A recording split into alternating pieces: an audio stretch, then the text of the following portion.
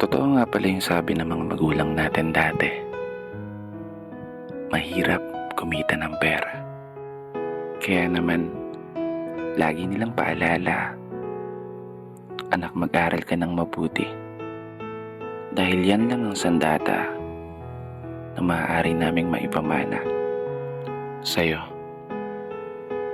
Isang sandata na magagamit mo sa mga panahong wala na kami sa tabi mo.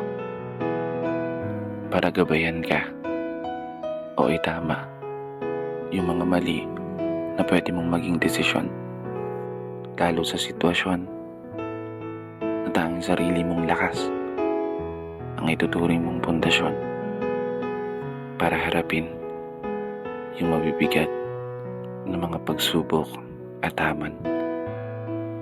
Tama talaga kayo. Tama lahat ng mga sinabi nyo.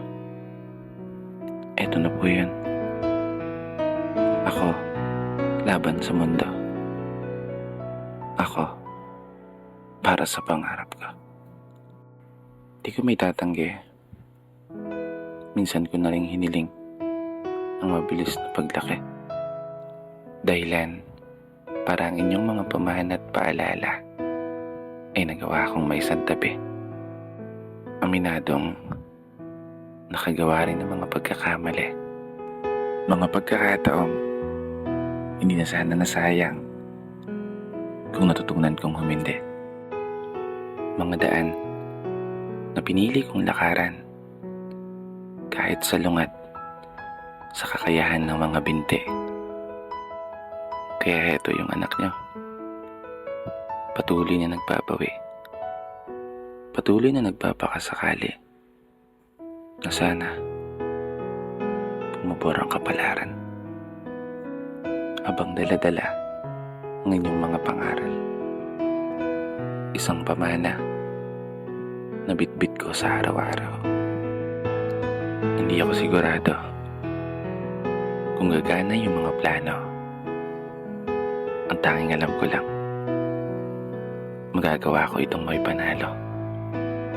At sa araw na yun, pangako, kayo naman. Sa araw na yun, babawi ako sa inyo. Maraming salamat sa sandata niyong ipinamana. Dito na nagtatapos. Kaya isang pagpupugay para sa lahat ng mga magulang at para sa lahat ng mga anak na patuloy sumasabay sa hamon ng buhay. Ako nga po pala si Brother Matt at ito ang aking munting tula. Sana nagustuhan niyo.